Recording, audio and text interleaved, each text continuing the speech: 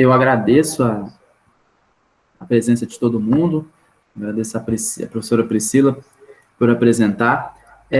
Nossa proposta hoje é trabalhar de uma forma breve a cartografia social, tentar entender qual a diferença da cartografia social para a cartografia convencional, essa cartografia oficial que nós temos, que nós vemos todos os dias, que nós vemos na televisão, nos livros, nos documentos oficiais, por exemplo. Eu vou tentar fazer isso de uma forma breve, porque os próximos momentos vai aprofundar cada um desses temas. Então, depois de amanhã, né, na quinta-feira, vai ter um aprofundamento sobre a questão do migrante. Depois, o professor Denis, o professor Marquiano vai aprofundar na questão da cartografia social, das práticas, das metodologias. Então, a nossa ideia agora é apresentar a cartografia social, especialmente para quem não teve, para aquela parcela que a professora Priscila mostrou, de participantes que não teve contato com a cartografia social ainda. E também para as pessoas que têm, mas que pode, e também pode contribuir com a gente aí nessa discussão. Eu vou deixar um link aqui no chat de uma nuvem de palavras que nós vamos criar aqui. Eu vou pedir para vocês, quem tiver condições, acesse esse link que eu coloquei agora no chat, e lá vai perguntar o seguinte para vocês. O que te vem à mente quando falamos de cartografia social? Você pode colocar 3 palavras lá. Quando todo mundo terminar de colocar as palavras, aí a gente vê o que aparece, o que sai aqui na nossa nuvem de palavras, tá? Pedir esse favor para vocês. Eu vou projetar aqui agora uma apresentação para a gente fazer essas discussões aqui. Aí no final, vocês não me deixam esquecer de eu mostrar o resultado, né? Vocês podem ir preenchendo agora ou o Romulo perguntou, é para fazer agora. Pode ir fazendo agora, mas você pode fazer de novo depois que a gente terminar ou mais para frente, a gente discutir e ver quais as palavras aparecem, tá? Eu vou tentar compartilhar aqui agora a nossa apresentação. Tá aparecendo aí, certinho? Beleza. Então, o tema, introdução à cartografia social, eu já disse, vai ser vou tentar falar de uma forma breve, né? Até porque essa semana nós temos 2 encontros, nas outras semanas vai ser um encontro por semana. Então, hoje eu vou ser um pouco mais breve, porque quinta-feira vai ter novamente um encontro com a professora Carolina e alguns convidados para falar sobre a temática. Aqui, né, na capa, eu já trago esse mapa do Torres Garcia, essa arte, né, uma obra de arte que chama América Invertida. A gente vai falar dela daqui a pouco, mas ela, principalmente para quem é da geografia, já viu esse desenho já algumas vezes, e a gente vai falar sobre ela daqui a pouquinho. Bom, todos os mapas são uma abstração do mundo, elaborada sempre a partir de algum ponto de vista. Então, todo e qualquer mapa, ele é elaborado a partir da percepção, da abstração do mapeador, da abstração do cartógrafo, ou de quem está construindo aquele mapa. Ele nunca é, como a gente vai ver mais aprofundado, uma coisa isenta. Ele não consegue ter isenção no mapa. O que aparece e o que não aparece no mapa são escolhas, né? São pontos de vista, são perspectivas de quem fez esse mapa. Então, é impossível você pegar um mapa e dizer que ele é imparcial. Como qualquer outra representação, ele tem um ponto de vista, né? Por exemplo, a fotografia, ela é um ponto de vista do fotógrafo, né? E a cartografia, além disso, ela é uma simplificação da realidade. Você não vai pegar um mapa que tenha todos os elementos da realidade representados nele. Ele vai ter a generalização, então, alguns elementos vão ser generalizados para serem representados no mapa. E o mapa, ele sofre, né, ele é refém da escala cartográfica, dessa proporção matemática que é a redução da realidade para caber dentro de um mapa, numa folha de papel, na tela de um computador. Então, essa escala vai também impedir que o mapa seja uma representação fiel da realidade. Ele sempre vai ser uma escolha do mapeador. O que aparece ou não é uma escolha. Então, a gente tem que guardar isso para a gente pensar na cartografia social daqui a pouco. O mapa, ele é sempre uma escolha. Os elementos que aparecem ali sempre vai ser colocados ou não a partir da bagagem intelectual, histórica do mapeador. Então, ele não é isento. Tá? Outra coisa que a gente tem que, né, outro pressuposto dessa nossa conversa é o seguinte: estar no mapa é sinônimo de existir no mundo. Eu não sei se todo mundo assistiu o filme Bacurau. Se não assistiu, eu vou dar spoiler aqui.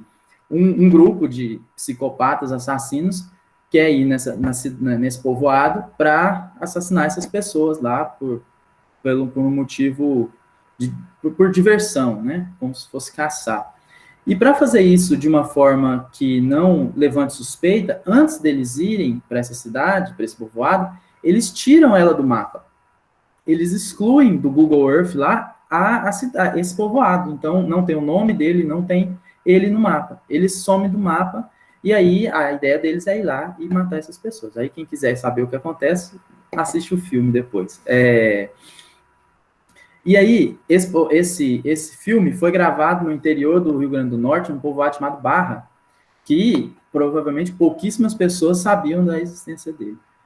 Depois do filme, esse povoado ficou famoso, recebe visita, né? Tem pessoas que vão lá, né, fazer turismo nessa região.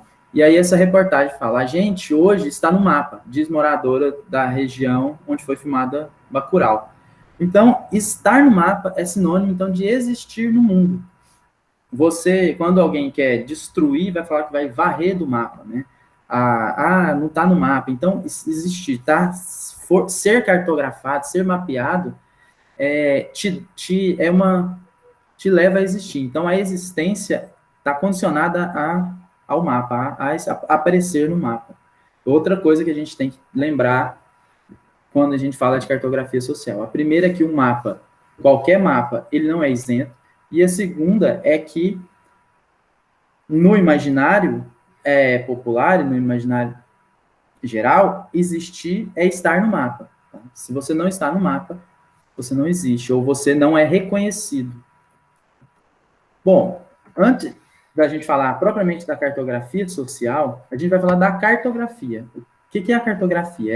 É a ciência, ou a técnica, ou a arte de representar o espaço, né? Uma arte da representação do espaço. E essa técnica, ciência, a cartografia, que tem como produto final o mapa, ela evoluiu e regrediu em alguns momentos da história. Ou regrediu não, mas teve outras perspectivas, dependendo do momento histórico que viveu.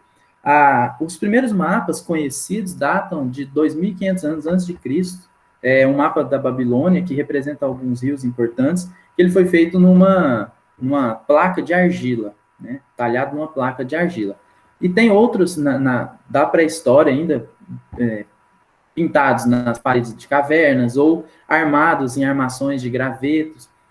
A maioria desses mapas, eles representavam lugares de caça, pesca, lugares de perigo, lugares de encontro, né, pensando em povos que andavam pela superfície da Terra, né?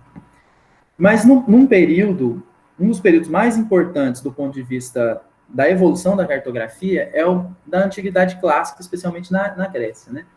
Algumas das bases da cartografia, aliás, a maior parte da base da cartografia que nós temos hoje vem desse período. A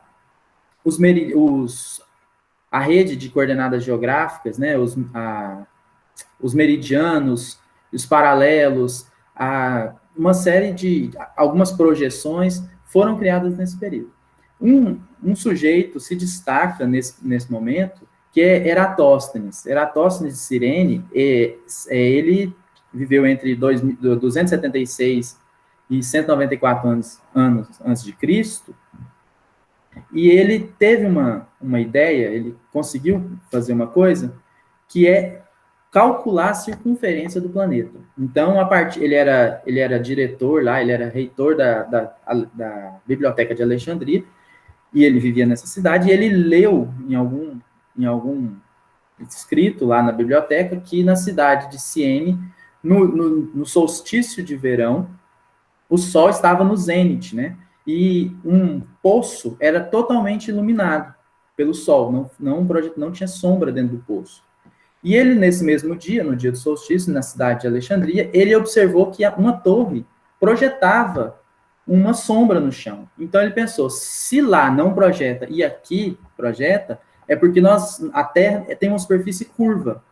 Então, eu posso calcular a circunferência dele. Ele fez alguns cálculos e calculou 39.700 quilômetros a circunferência do planeta Terra. Como que ele fez isso? Ele mandou um cara medir a distância de uma cidade a outra, e aí, convertendo hoje, né, para o sistema métrico, dá uma coisa próxima a 39.700 quilômetros. O que hoje a gente sabe que é 40.008 quilômetros. Então, ele errou por míseros 300 quilômetros, né? Então, ele tinha já, isso mostra que nesse período, a cartografia já tinha um caráter técnico, um caráter científico muito avançado. E isso vai avançando durante um período. Do outro lado, aqui, eu coloco o Isidoro de Sevilha, que foi arcebispo de Sevilha, e ele viveu entre 560 e 636 depois de Cristo. Então, aí, quase 800 anos depois de Eratóstenes. Ele, como um cara que escrevia e registrava tudo que sabia, ou que achava que sabia, ele criou um mapa que a gente chama hoje de mapa TO, o mapa T no O, que é um mapa do mundo conhecido. Esse mapa aqui, ó, onde nós temos a Ásia, a Europa e a África, e algumas outras representações, a gente percebe que o Jerusalém está no centro aqui, né, como uma cidade sagrada no cristianismo, ela está no centro desse mapa. E em volta o mar, né, que seria que circunda os continentes, e dois rios importantes. Acho que, se eu não me engano, aqui é o Mediterrâneo e não sei se é o Eufrates, um rio importante naquela região. O que isso mostra? Isso mostra para a gente que a cartografia ela tem um caráter ideológico, ou ela pode atender a um caráter ideológico. Quando a ideologia predominante é a técnica, é a ciência, a matemática, a gente tem uma representação da Terra, ou um estudo da representação e da geodésia, da topografia, que vai levar em consideração esse caráter. Quando a ideologia dominante naquele período por exemplo, a ideologia cristã, nós vamos ter representações cartográficas que vão espelhar essa ideologia. Por que isso é tão importante? Porque o mapa, ele vai convencer as pessoas. A gente vai ver que o mapa é uma linguagem, ele comunica, ele passa informações. Então, o mapa vai convencer as pessoas de como as coisas são. Só uma curiosidade, o Santo Isidoro é o santo padroeiro da internet hoje. Eu descobri isso quando eu estava, essa semana, pesquisando sobre a vida dele. Bom, então, como a gente está vendo, o mapa ele pode ser um instrumento de poder e dominação, mas ele também pode ser um instrumento de liberdade, de visibilidade, de autonomia dos povos. A gente tem aqui dois exemplos disso. No primeiro exemplo, esse aqui, a gente tem um mapa da extensão do Império Britânico no século XIX. Então, a gente consegue ver a partir, não sei se vocês conseguem ver bem, mas aqui no centro, no alto, está a Inglaterra, e essas linhas são as rotas para os domínios, né, britânicos, a África do Sul, Índia, Austrália, os Estados Unidos, Canadá, o Canadá, né, algumas ilhas aqui na América Central e outras na África, né. Esse mapa, se a gente for observar ele, além da projeção de mercado, que é a projeção que vai ser a mais comum usada a partir do período das grandes navegação, porque ela permite calcular os ângulos para navegação, além da projeção que coloca a Europa no centro e no alto, a gente tem toda uma iconografia, todo um adorno no mapa que mostra tudo isso, que representa toda essa ideologia dominante de quem fez a ideologia de quem produziu esse mapa, né? Que é a Inglaterra, o Walter Crane, que é o cara que o cartógrafo responsável. Mas uma coisa muito interessante é essa representação aqui no meio, no centro aqui. Essa senhora aqui seria a Grã-Bretanha, o escudo da Grã-Bretanha aqui.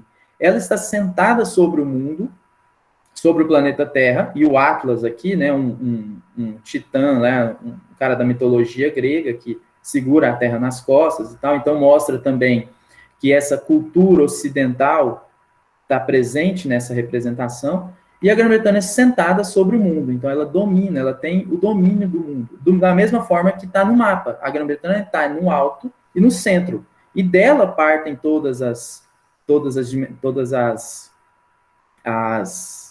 direções.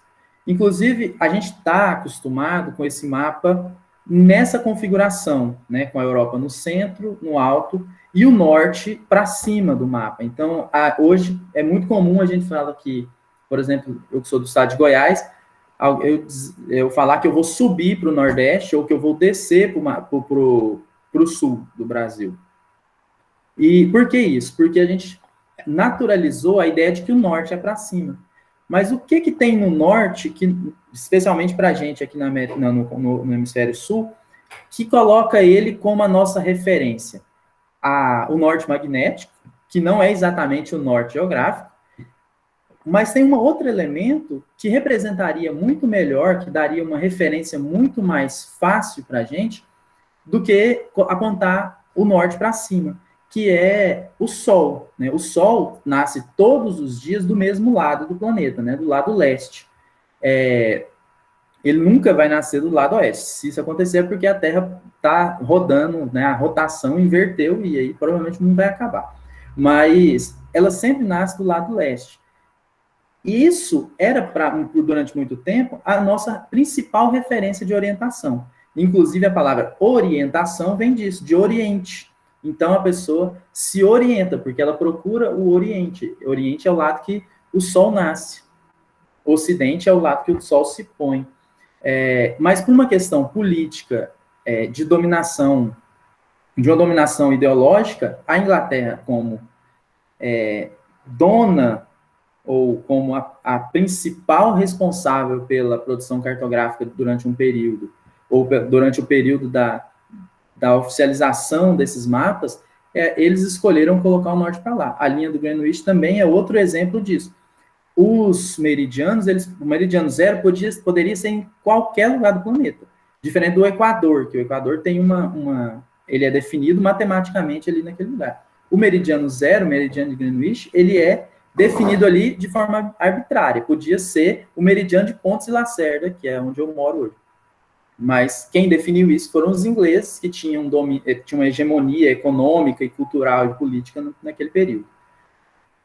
Então, contra isso, né, então a gente vê que esse mapa é um exemplo de como ele pode ser um instrumento de poder, né, de mostrar o poder de uma nação, mostrar o poder de um ator, né, hegemônico. Contra isso, ou ao oposto disso, nós temos um mapa do Joaquim Torres Garcia, chamado Mapa da América Invertida, que ele fez em 1943, onde ele coloca o sul para cima. E muita gente conhece esse mapa como o nosso norte é o sul.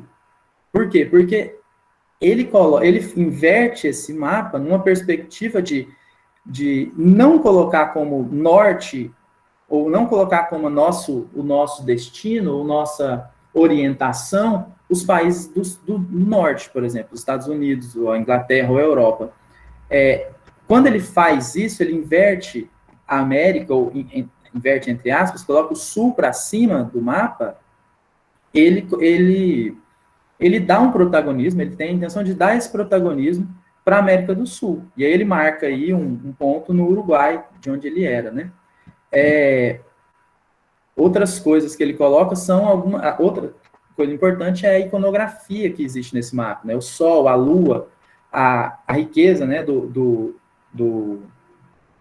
Pacífico aqui, dos peixes e tudo isso. Aqui um barco chegando aqui nessa região.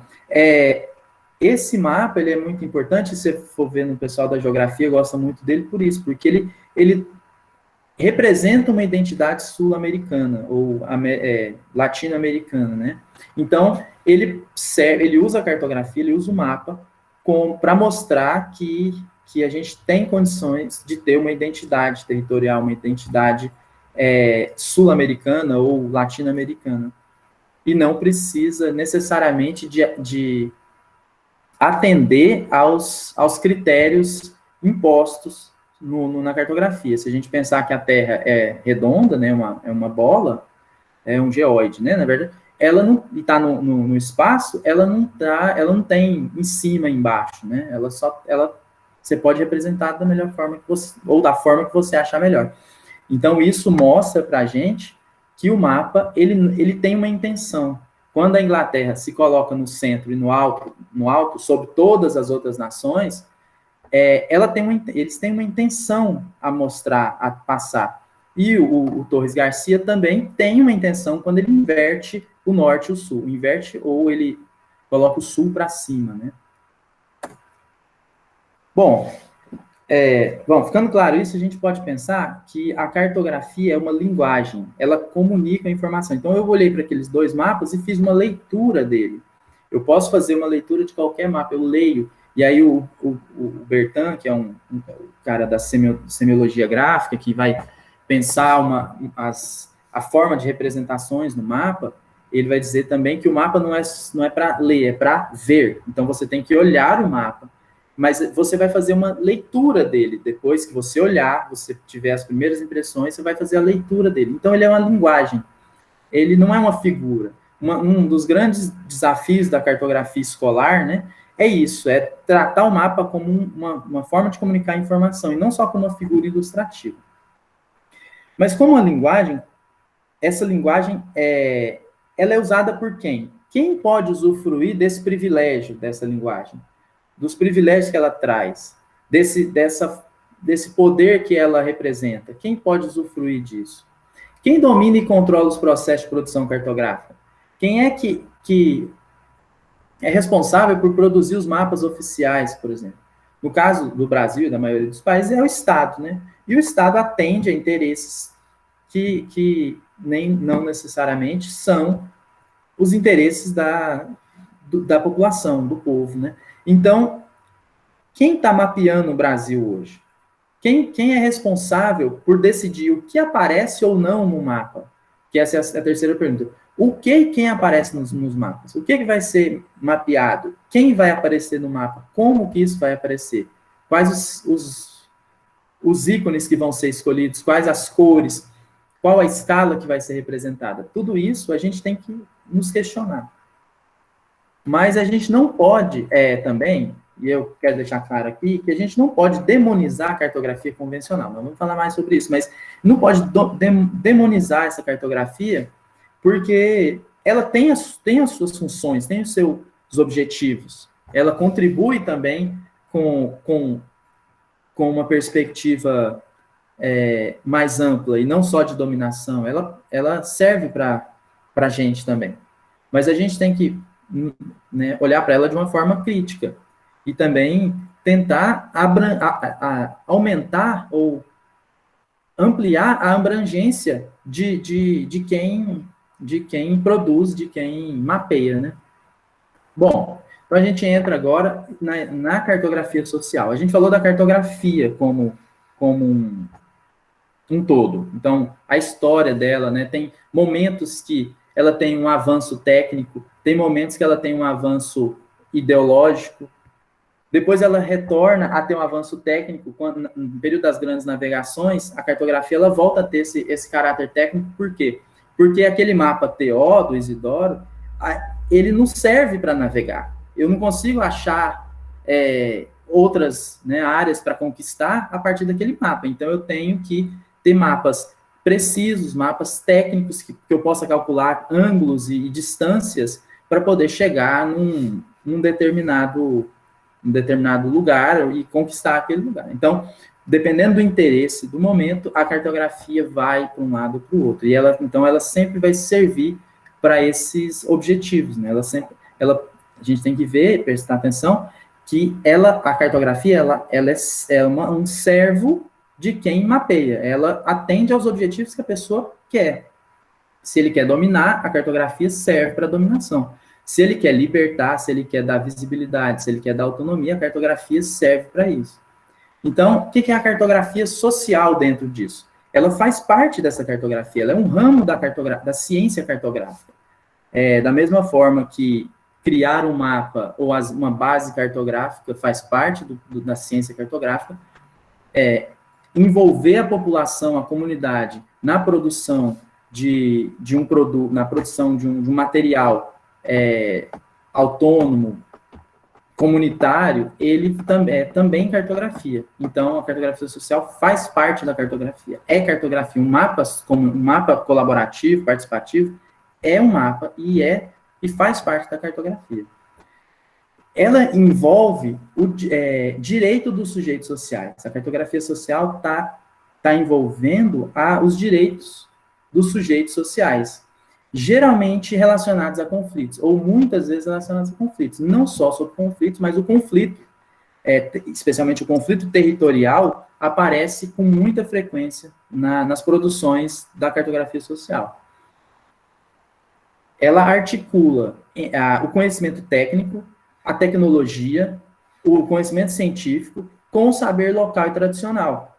Então, eu não posso, enquanto um sujeito que quer trabalhar com cartografia social, ir numa comunidade e falar para eles como eles têm que mapear, porque a cartografia diz que o rio é azul. A cartografia isso não funciona na cartografia social, porque ela tem que ser essa articulação entre esse conhecimento técnico da cartografia convencional e o saber tradicional local. Sendo assim, ela é uma troca de experiências e saberes, né, entre a comunidade. É um processo organizativo de visibilidade e mobilização social. A cartografia, então, a gente já deixa claro que é um processo. Ela não é só o mapa, o produto final não é necessariamente o mais importante, não é o objetivo. Quando eu vou fazer um trabalho de cartografia social, o mapa não é o meu principal objetivo, aquele produto, né, impresso ou um papel não é o meu principal objetivo. Meu objetivo é criar todo aquele processo que a gente vai ver que envolve participação da comunidade, uma participação não hierarquizada. Então, a cartografia social, ela também é um instrumento, um processo para dar visibilidade às comunidades, especialmente as comunidades vulnerabilizadas, né? Quais são os principais sujeitos a quem interessa a cartografia social? São comunidades tradicionais, comunidades indígenas, por exemplo, uma série de sujeitos que têm uma vulnerabilidade social, e a cartografia vai ajudar, né, ali. Alguns nomes, a cartografia social pode ser também conhecida como, por exemplo, cartografia insurgente, algumas pessoas vão chamar cartografia colaborativa, ou mapa colaborativo, participativo, né, cartografia comunitária, tem uma série de nomes para isso. A gente vai chamar, eu prefiro chamar de cartografia social, porque na literatura a gente vê com mais frequência. E também ela é um instrumento de mobilização social. Quando uma comunidade se propõe a fazer um mapa do seu território, isso é uma oportunidade de mobilização social. Então, ela potencializa a autonomia dos sujeitos, a visibilidade, a mobilização e a reivindicações de direitos territoriais. Então, essa ideia de reivindicação de direitos sociais de direitos territoriais é muito importante na cartografia social. O que a cartografia faz? Ela representa o espaço, representa o território. Então, a partir dessa representação do território, nós podemos reivindicar nossos direitos territoriais, além de visibilidade, de mobilização e de autonomia. A maioria dos projetos ou das oficinas e dos mapeamentos participativos, colaborativos, ela está ali, ela acontece porque há um conflito, há uma disputa territorial e ela vai servir para ajudar essa comunidade a se garantir, a resistir e se manter nesses territórios e lutar pelos seus direitos. Dar voz e visibilidade a diversas categorias sociais. A gente vai ver que a cartografia social ela surge no Brasil, um dos primeiros casos, né, registrados é na Amazônia Legal, com comunidades tradicionais. Mas não só comunidades indígenas, quilombolas ou ribeirinhas trabalham com isso. No nosso caso mesmo, como a gente vai trabalhar, a gente vai trabalhar com migrantes. Então, a gente vai ter que pensar como que a gente vai trabalhar com pessoas que deixaram seus países, sua terra, e veio para outro lugar, né, se desterritorializou e reterritorializou em outro território, né, e no caso que a gente vai trabalhar no Recife, como que essas pessoas conseguem, ou como que elas veem o seu território, e aí a gente vai fazer isso a partir da cartografia social, do mapeamento. O mapa social ou colaborativo apresenta o cotidiano da comunidade. Mais do que representar os limites geométricos, os limites políticos, a cartografia social se destina a representar o cotidiano, a vida dessas pessoas nessa comunidade. Então, ele não consegue ser feito, o mapa social, ele não tem como ser feito se não for pela comunidade. Porque quem sabe do cotidiano deles são eles. Quem sabe dos lugares importantes, representativos, é a comunidade. Não dá para eu contratar uma empresa para fazer um mapa social. Isso é impossível. Bom, eu trouxe esse mapa aqui, não é para criticar o mapa, inclusive ele é muito bem feito. É um mapa da população em territórios quilombolas no Brasil em 2010. É um mapa muito bem feito, muito importante do ponto de vista da informação dessas comunidades. Então, onde estão essas comunidades, quantas pessoas são, a gente consegue ver isso no mapa. O que eu trouxe ele para a gente analisar e fazer uma comparação entre a cartografia convencional e a cartografia social é que há um vazio de informação sobre a comunidade nessa cartografia. Por exemplo, a população em territórios quilombolas aqui no Tocantins é mais ou menos a mesma quantidade dessa aqui na região do Mato Grosso, do sul do Mato Grosso. Mas eles não são, a gente sabe que, obviamente, essas duas populações aqui, essas duas comunidades quilombolas, não são iguais, elas têm suas especificidades.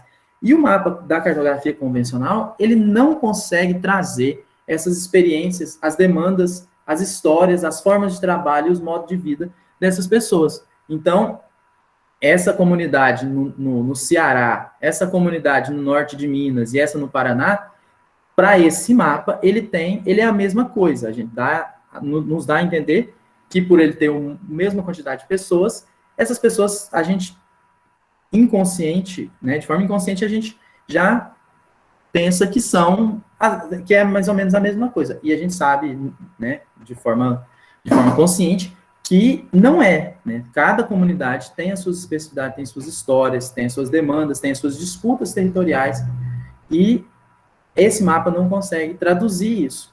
O mapa que vai conseguir melhor traduzir isso seria um mapa feito por cada comunidade dessa.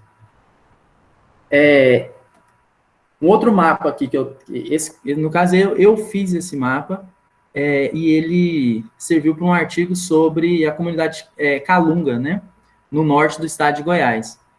E aqui eu trago o mapa dos municípios, e nessa linha vermelha, não sei se vocês conseguem ver, ela é bem fininha, é o sítio histórico de patrimônio cultural Calunga.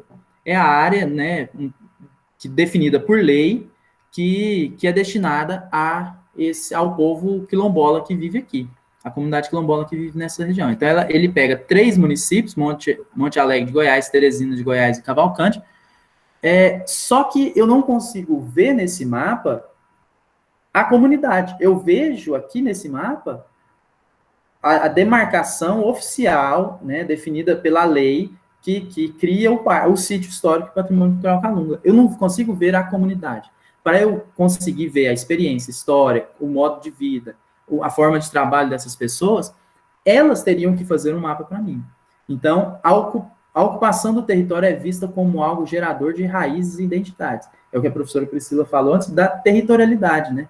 Essa relação identitária, essa relação de identidade com o território, ela só consegue ser representada a partir de quem tem essa territorialidade, né? de quem possui essa territorialidade, vamos dizer nessas palavras. O território não está ligado simplesmente às relações de poder e controle político. Então, aqui, nesse meu mapa aqui, ele só me mostra, né, uma fronteira política do sítio histórico do Calunga. Ele não me mostra, por exemplo, as relações sociais, as relações territoriais desse povo. A construção dos mapas não está necessariamente ligada aos limites geométricos de determinado terreno, mas aos usos e experiências coletivas. Vocês conseguem perceber que esse meu mapa não consegue fazer isso. Ele só delimita a área do sítio, ele não consegue trazer essas experiências coletivas. Então, a cartografia social, ela é essencialmente coletiva e comunitária. Então, não pode também você convidar uma pessoa, o líder da comunidade, e mandar ele fazer o mapa. O mapa, ele é feito de forma coletiva, a comunidade vai elaborar esse mapa. Bom, então a gente entra nesse tema da participação. Quem mapeia e o que é mapeado? Os mapas são construídos por meio de métodos participativos, não hierarquizado e pela troca de conhecimentos tradicionais e conhecimentos científicos e tecnológicos. Essa parte do não hierarquizado é muito importante, porque toda a população, ou todos os envolvidos no mapeamento, tem que participar de forma autônoma, da forma que achar que tem que participar. Então, tem que ser uma construção coletiva, né? A partir de métodos participativos. E essas metodologias, né, participativas de elaboração vai ser discutida melhor, especialmente pela professora Marquiana, né, no dia 18. É um processo dinâmico e permanente. Por que ele é dinâmico? Ele não é um processo estático. Ele é dinâmico, ele é um processo que continua, que não é só naquele momento da construção do mapa. Toda uma história, toda uma experiência, ela é inserida na elaboração desse mapa. E é permanente porque esse mapa, por ser dinâmico, ele vai sempre, o mapa, não necessariamente o mapa, mas esse processo ser dinâmico, ele vai necessariamente precisar sempre de atualizações e de uma visão sempre renovada da comunidade. O processo é tão importante quanto o produto final. Para alguns autores, ou para algumas pessoas com experiência, vai dizer que o processo é mais importante do que o produto final. A gente vai ver algumas experiências assim. Bom, então, quais as diferenças? Se alguém quiser fazer... Eu não estou acompanhando o chat aqui, mas a professora Priscila está acompanhando. Quem quiser fazer pergunta ou fazer fazer uma parte aí, pode ficar à vontade. Eu falo meio rápido, não sei se está sendo muito rápido, se está tranquilo, mas vamos dar continuidade. A cartografia social é a cartografia convencional. Quando eu coloco versos aqui, é só por uma questão didática mesmo, porque a gente não pode, como eu já disse, desconsiderar a cartografia convencional. Ela é importante, ela tem o seu papel, ela tem a sua utilidade, né? E ela pode ser usada, inclusive, em favor da comunidade, em favor de todo mundo, né? Ela não é necessariamente um instrumento de dominação, como a gente viu. Ela serve para isso, mas ela pode servir para outra coisa também. Inclusive, aquele mapa da quantidade de pessoas, da população em comunidades quilombolas, é um mapa da cartografia convencional que serve para dar visibilidade para essas pessoas, né? Para nós sabermos quantas pessoas tem lá. Mas só isso não serve, a gente precisa de repensar isso. O território é representado em com variáveis importantes para a comunidade, em detrimento do interesse do Estado. A cartografia social, então, ela representa o seu território, né, e coloca nessa representação elementos importantes para a comunidade, e não os que são interessantes para o Estado ou para outros atores interessados, empresas ou qualquer outro ator, né? Ou qualquer outro sujeito. A comunidade que vai decidir o que vai aparecer lá. Vamos dar um exemplo. Se um poço de água ou um açude ou qualquer elemento, né, que esteja presente no território, eles julgarem importante, é isso que vai ser representado lá. Isso é importante a gente lembrar, que a gente não pode chegar e falar, não, mas né, a gente está participando de um mapeamento, e você falar para a comunidade, não, mas isso aí não é importante não, vamos deixar para lá. Não, quem decide se é importante ou não é a comunidade.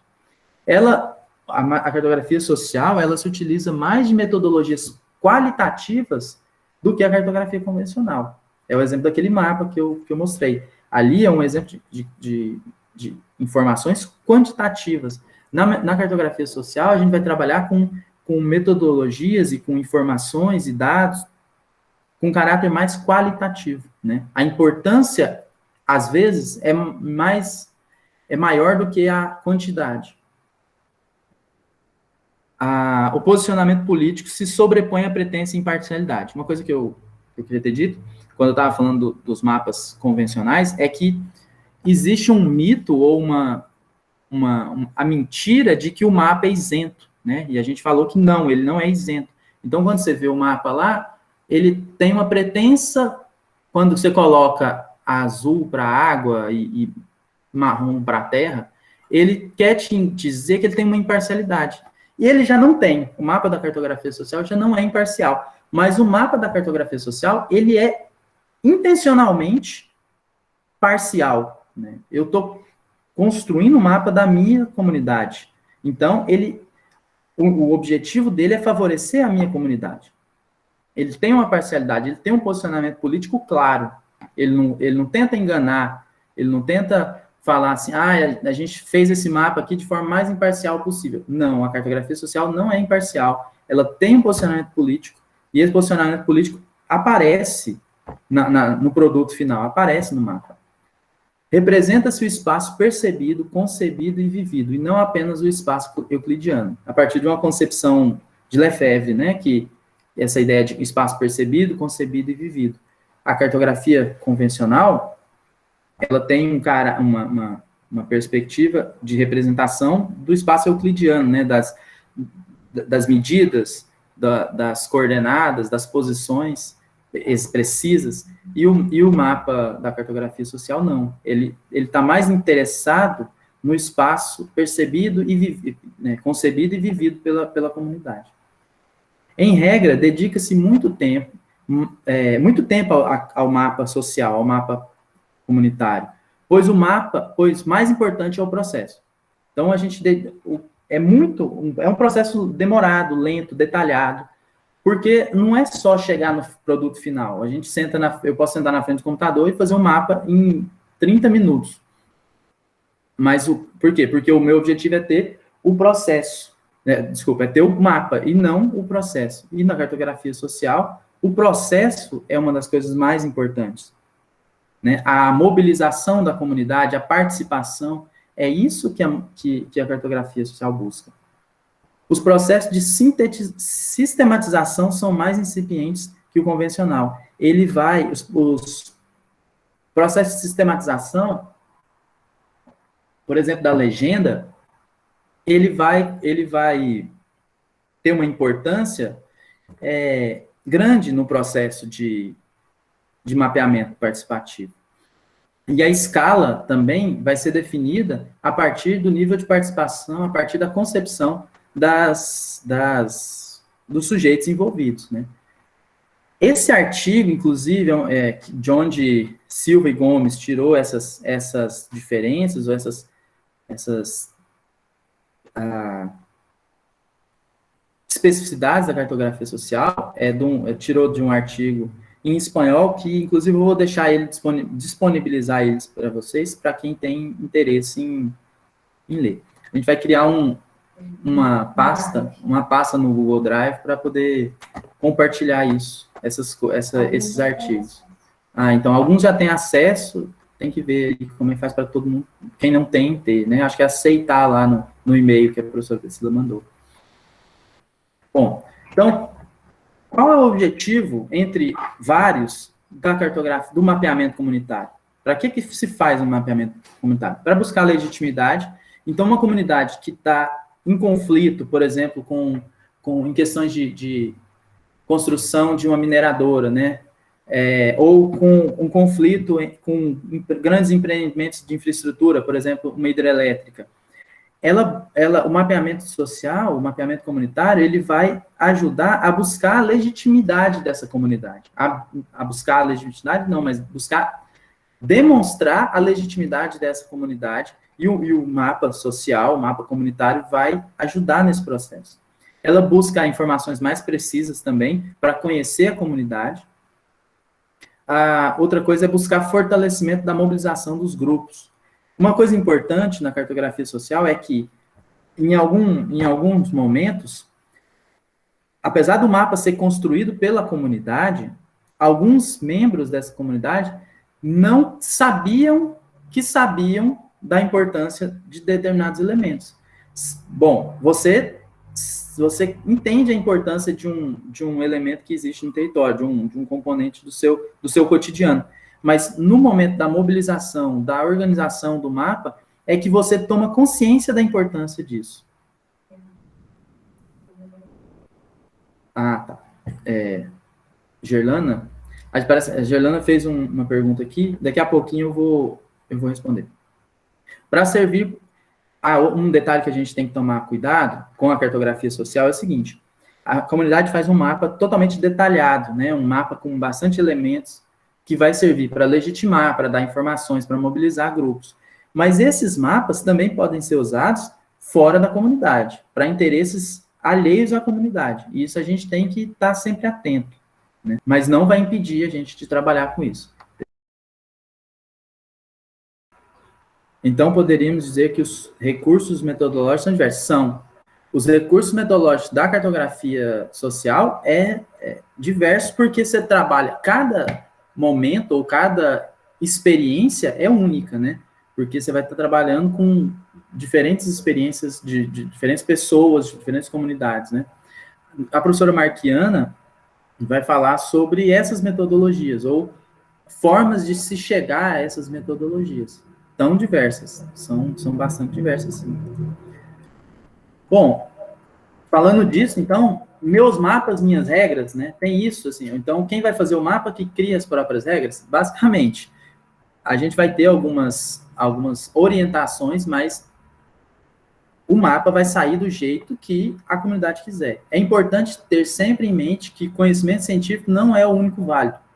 Então, se eu proponho uma atividade de mapeamento comunitário, eu não posso chegar lá achando que o conhecimento científico, o conhecimento cartográfico convencional que é importante, e eles têm que fazer um mapa no final, com todos os elementos que eu acho importante, ou que a ciência cartográfica acha importante. E uma coisa que a gente tem que pensar é que a cartografia social, ela só é realizada se a comunidade tiver interesse. Eu, como pesquisador, ou como agente de uma instituição não governamental, de uma ONG, alguma coisa assim, não é eu que decido fazer esse mapa, é a comunidade que decide fazer.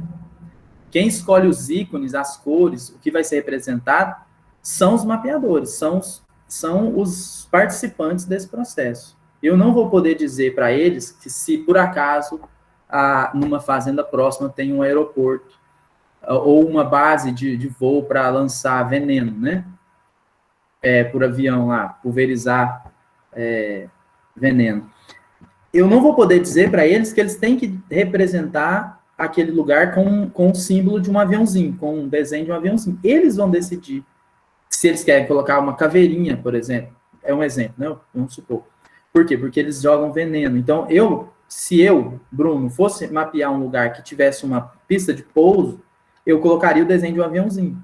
Mas para aquelas pessoas que estão sofrendo com esse avião passando e jogando veneno na cabeça deles, o mais representativo daquilo não é o avião, é o veneno. Vocês entendem? Então, quem escolhe esses ícones, esses signos, são os participantes. O mapa, como uma linguagem, deve ser capaz de comunicar uma informação. E aí a gente tem que tomar cuidado. A normatização da legenda, a gente não pode definir para eles como eles vão fazer, mas essa legenda, esses signos, eles têm que ser capazes de comunicar uma informação. Então, eles têm que se organizarem, decidirem quais os ícones eles vão usar, e isso vai ser feito de forma coletiva, e eles vão colocar isso na legenda. Porque o mapa, ele tem que comunicar, né? Então, a gente vai ter que conseguir ler esse mapa depois. Aliás, qualquer pessoa tem que conseguir ler esse mapa. Quem está criando as regras é a comunidade, mas o mapa tem que ser lido, né, no final. E aí a gente vai ver que é muito importante. É possível utilizar tecnologias da cartografia convencional, como o SIG, né, o Sistema de Informações Geográficas, e o GPS, né, o Sistema de Posicionamento Global. Mas tem uma armadilhazinha aí nisso. É possível, é usado, mas tem um pequeno detalhe que a gente tem que tomar cuidado. Quando a gente usa o SIG, os softwares de mapeamento, né, complexos, e o GPS, a gente tem que treinar essas pessoas, a gente vai ter que ensinar essas pessoas a usar isso. Não adianta eu receber as informações e ir para o meu SIG, ir para o meu ArcGIS e fazer depois do jeito que eu quero. Quem tem que fazer isso é a comunidade. Tem esse problema, né, de acesso a equipamentos, né, especializados para isso, né, um receptor GPS, um computador, o software, mas tem também a vantagem de que você ensinando, as pessoas trabalhando você ensinando não, mas as pessoas aprendendo a trabalhar com essas tecnologias, elas vão ter mais autonomia no trabalho delas, né. Tão importante quanto construir o mapa é saber ler o mapa. Então, essa comunidade não adianta eles só construírem, eles vão ter que ler esse mapa. Ler o mapa é tão importante quanto construir ele. A leitura desse mapa é essencial. E aí a gente que trabalha com cartografia escolar é um dos nossos desafios, nós professores de geografia, né? Ajudar as pessoas, os alunos, a conseguir fazer uma análise, uma leitura, análise e interpretação de mapa. E na cartografia social isso tem que acontecer também. A comunidade tem que se reunir para ler esse mapa, para interpretar esse mapa depois que ele está pronto. Bom, só para fazer um muito breve histórico da cartografia social no Brasil, ela surge num projeto na Amazônia Legal, um grupo que hoje é o maior, acredito que seja o maior e com o maior fôlego para trabalhar essa temática, que é a nova cartografia social da Amazônia. Esse projeto surge na Amazônia Legal a partir de demandas e conflitos que algumas comunidades tradicionais, algumas comunidades locais, estavam tendo com grandes empreendimentos, se eu não me engano, uma hidrelétrica. E aí eles precisavam conhecer essa população. E aí fizeram uma das primeiras experiências, as primeiras vezes que utilizaram dessa metodologia de cartografia comunitária com esses grupos, né? O autor tem, as pessoas, um dos professores envolvidos tem um artigo chamado Guerra dos Mapas, bem interessante, fala disso, né? Dessa disputa entre os mapas tradicionais, oficiais, das empresas e do Estado, e os mapas da comunidade, criado pela comunidade. Então, há essa disputa. Eles fomentam, a nova cartografia social da Amazônia, eles fomentam a autocartografia dos povos e comunidades tradicionais e publica em fascículo. Pega os resultados e publica em fascículos. A maior parte dos exemplares ficam com a comunidade, mas eles disponibilizam isso no site.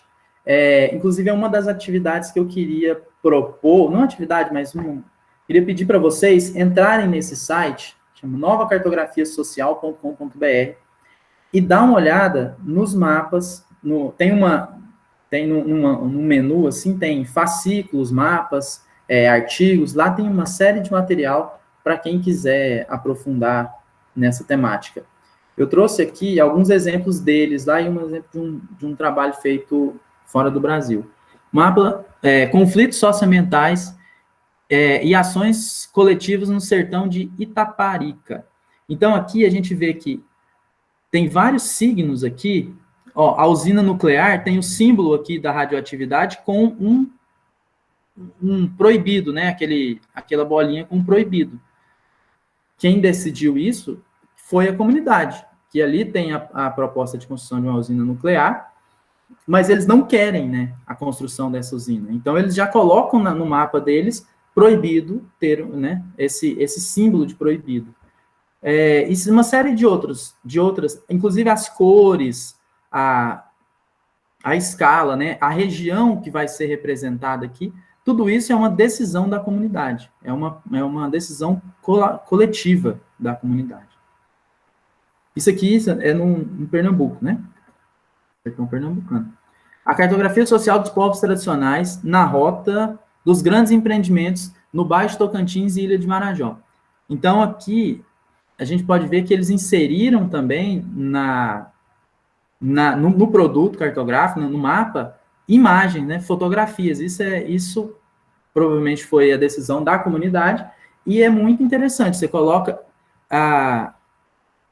fotografias do que está sendo representado, inclusive de mapas criados por eles, né, de forma mais manual, né, de forma manual aqui, para representar meio que detalhes dessa região, né, que eles estão representando. Então, são mapas de detalhes que eles utilizaram. Aqui é um mapa...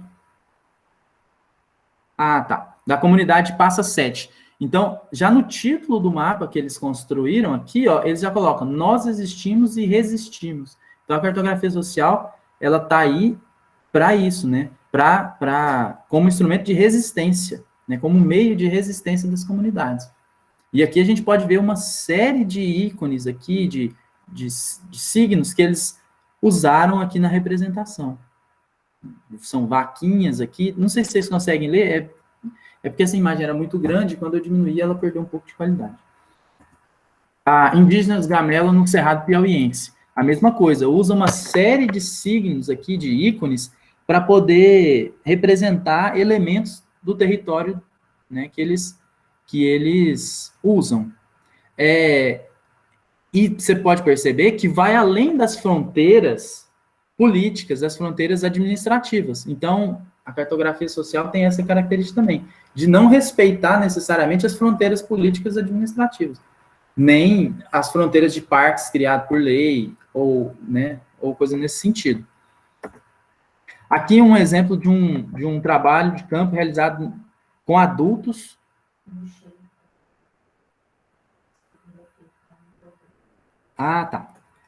Alguém perguntou se ele é feito com algum programa específico. A Bárbara. Eu não sei bem, não sei se eles colocaram isso na metodologia, qual é o programa, ou como que eles fizeram isso, mas a gente vê que tem uma base, nesse mapa dos Gamela aqui, tem uma base cartográfica aqui embaixo, e sobre essa base eles colocaram os elementos de representação. Eu não... Então, a professora Marquiana vai trazer, quando ela estiver falando das metodologias de mapeamento, alguns programas, algumas possibilidades de trabalhar com isso. Qual programa que ela usa, ou não usar programa, fazer manual, mas ela vai trazer. Isso aqui é um artigo, agora eu ia colocar, esqueci, e agora eu não lembro de qual país, que não sei se é da Colômbia, é um mapeamento colaborativo comunitário que foi feito, né, em 2011 nessa comunidade. Então você vê que não é só do Brasil, né? Isso pode ser feito em qualquer grupo social que tem interesse de representar o seu território. Esse daqui a gente já vê que não usa nenhuma tecnologia tão avançada, né? Como tipo um ArcGIS, alguma coisa. Ele é feito à mão, como um croquis, né? Feito e não deixa, isso não faz com que ele seja menos mapa do que qualquer outro. Né? Ele é uma representação do território. Então, é isso. Sim. Como que a gente vai trabalhar agora? A gente falou aqui eu dei exemplo de indígenas, povos quilombolas, ribeirinhos, mas a gente tem que pensar, e é o que a gente vai fazer agora no decorrer do curso, é pensar como que a gente vai usar a cartografia social no tema de migrantes, né? Com as populações, com as pessoas que são imigrantes e refugiados na cidade de Recife, né? Ou na região do Pernambuco. Para ajudar a gente a fazer isso, vai ter o próximo encontro, na quinta-feira, que vai falar especificamente do tema do migrante, e os dois próximos, o professor Denis, com mapas mentais, a professora Marquiana, eles vão articular a temática da cartografia social com a dos migrantes. Uma coisa que eu pedi para vocês fazerem, vamos ver como é que tá. Olha, legal, muita gente fez. Eu vou apresentar aqui de novo. A nuvem de palavras que a gente criou. Então, 27 pessoas participaram. Olha só, nós criamos o que te vem à mente quando falamos de cartografia social. Os principais é território, sociedade, mapeamento, autonomia, mapa. Então, temos coletivo, geografia, representação espacial, territorialidade, são os principais, mas tem também comunicação, cidadania, identidades, desigualdade, representatividade, sentimentos, população, subversão, muito boa, etnografia, miscigenação, migrantes, percepção,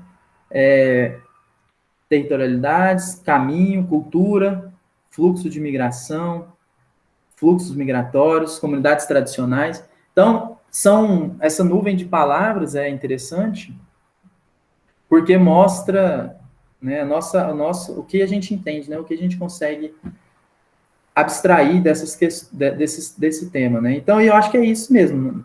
Os principais territórios, sociedade, mapeamento e autonomia são as bases da cartografia social. Identidade, né? São as bases mesmo da cartografia social, territorialidade, tudo isso. Então, eu quero agradecer e abrir para quem quiser fazer algum comentário, pergunta ou contar alguma experiência. Fique à vontade. E obrigado a participação de todos, obrigado pelo convite também da professora Ana Carolina.